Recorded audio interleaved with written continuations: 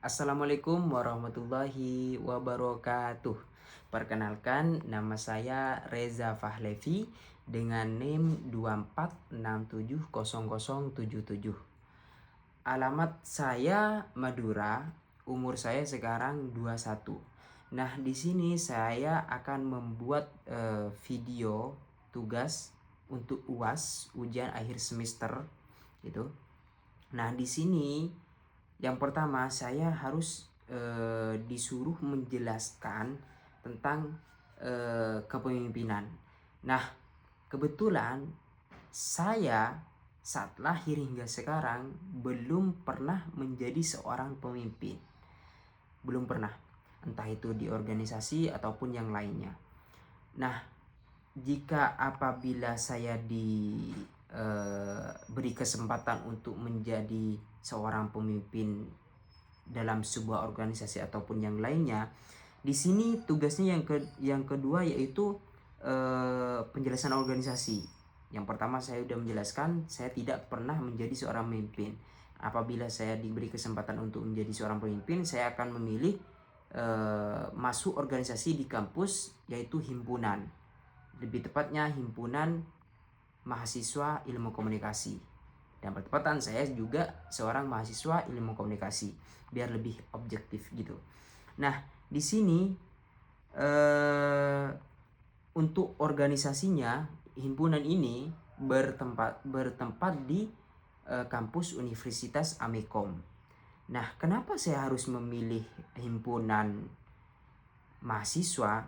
Mungkin yang saya suguhkan pada teman-teman, kenapa saya memilih himpunan?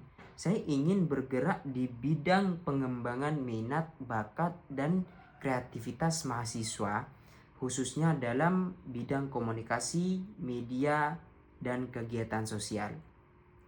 Jenis kegiatan organisasi ini meliputi pelatihan kepemimpinan, diskusi, seminar, serta pengelolaan konten media sosial di kampus.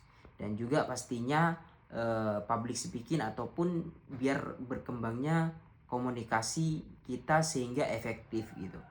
Yang tugas yang keempat ini, setelah saya mengambil salah satu organisasi yaitu himpunan, saya harus di sini menyatakan visi, misi, dan strateginya.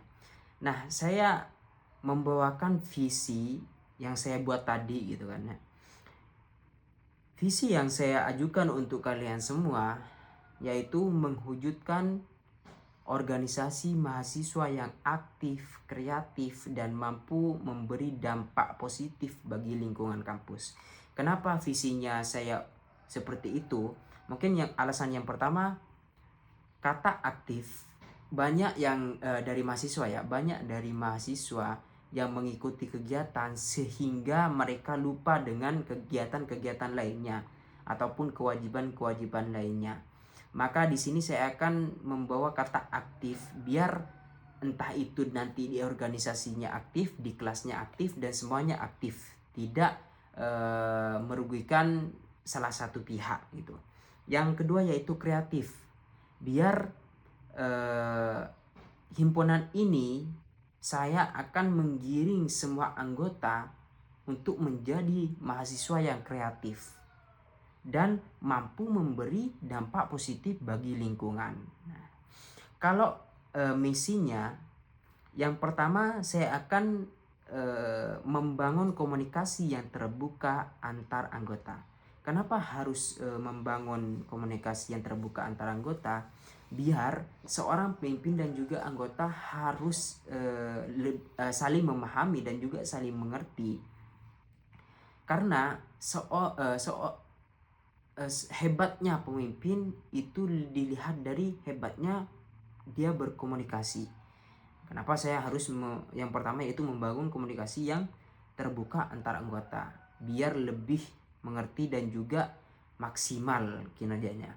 Yang kedua yaitu mendorong partisipasi aktif seluruh anggota biar mereka itu merasakan bagaimana pengelolaan di organisasi dan juga tumbuh bersama.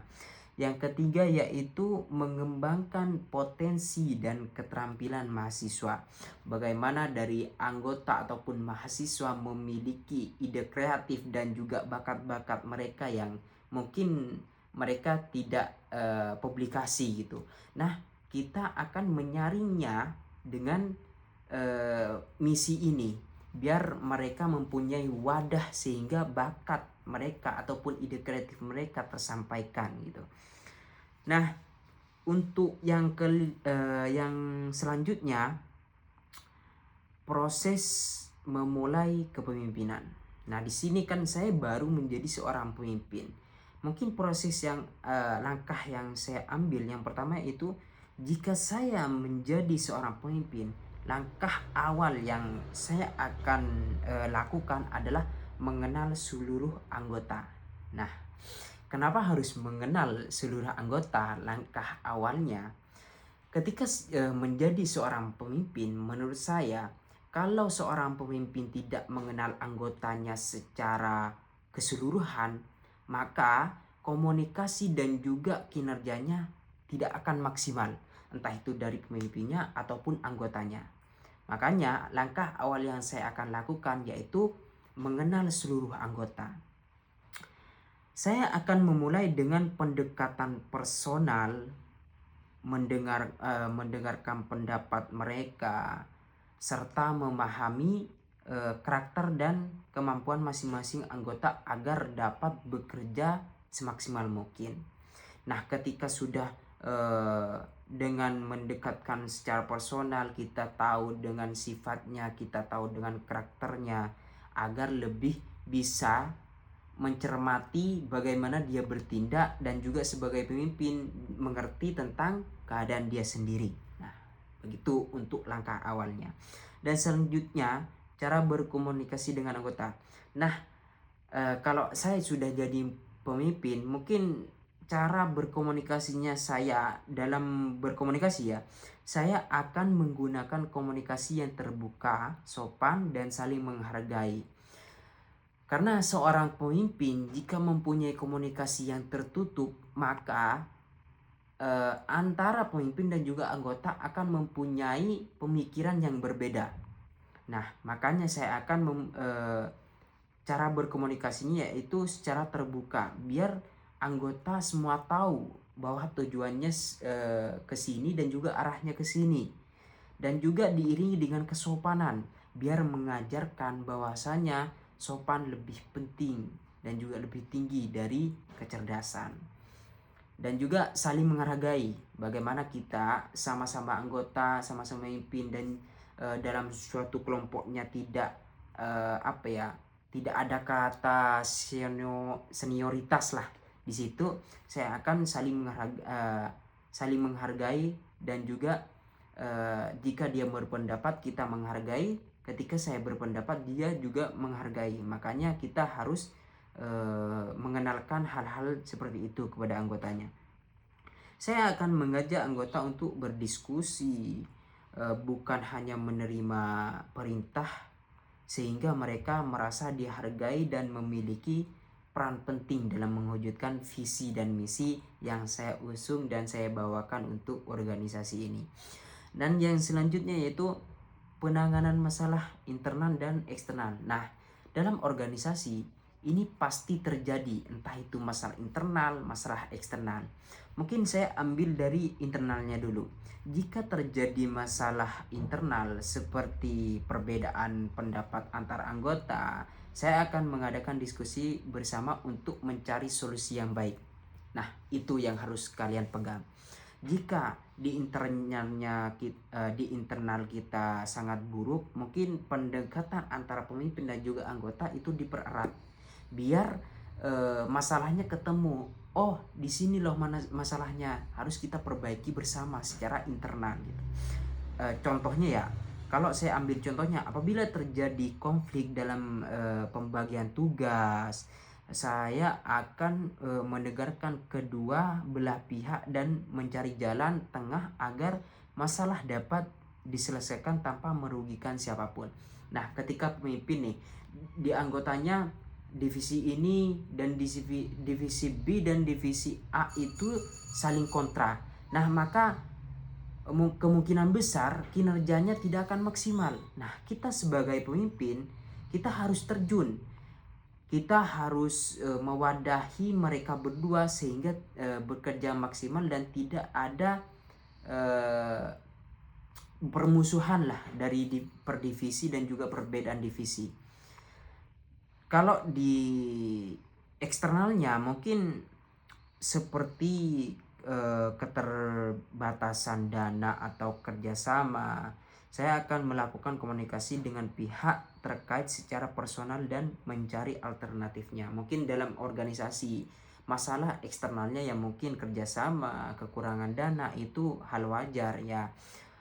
Saya akan melakukan komunikasi dengan pihak-pihak tertentu dengan masalah yang ada secara personal dan juga mencari jalan alternatif sehingga masalah ini terselesaikan dengan baik dan juga tidak merugikan satu sama lain.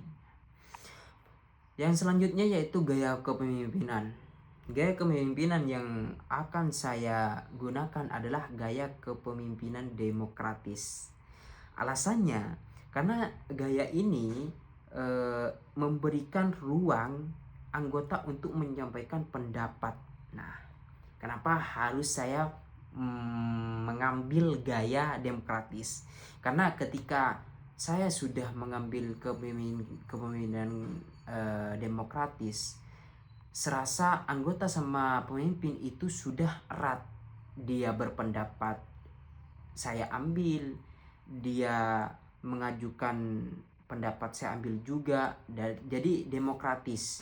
Ketika saya melakukan salah satu alasan untuk melangkah dan satunya tidak mau untuk alasan yang saya usungkan, dia boleh berpendapat. Makanya dengan gaya demokratis ini semua insya Allah akan damai, tentram, dan bekerja semaksimal mungkin gitu. Contohnya ya, kalau saya mengambil kepemimpinan demokratis, sebelum mengambil keputusan penting saya akan mengadakan musyawarah agar keputusan yang diambil melakukan hasil bersama. Itu musyawarah yang paling penting. Contohnya ya, kalau kita mengambil gaya kepemimpinan demokratis, jadi kita tidak berjalan sendirian, kita berjalan bersama. Karena dalam organisasi kita mempunyai tujuan yang sama gitu. Yang selanjutnya yaitu pengambilan keputusan. Nah, di sini mungkin dalam pengambilan keputusan saya akan mempertimbangkan beberapa hal, yaitu masukan dari anggota, dampak keputusan bagi organisasi, serta tujuan jangka panjang organisasi. Dengan demikian keputusan yang diambil tidak bersifat sepihak, melainkan berdasarkan kepentingan bersama. Jadi tidak boleh egois gitu kan.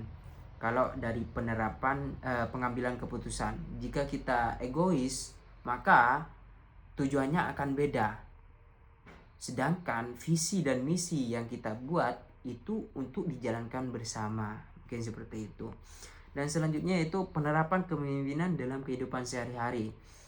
Setelah mempelajari tentang kepemimpinan, saya akan menerapkan dalam kehidupan sehari-hari seperti belajar bertanggung jawab, disiplin terhadap waktu, mampu bekerja sama, serta berani mengambil keputusan.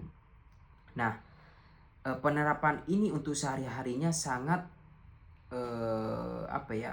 sangat dibutuhkan, dan juga bagi teman-teman jika sudah menerapkan kepemimpinan di hari-harinya, entah itu tentang waktu lah, contohnya tentang waktu.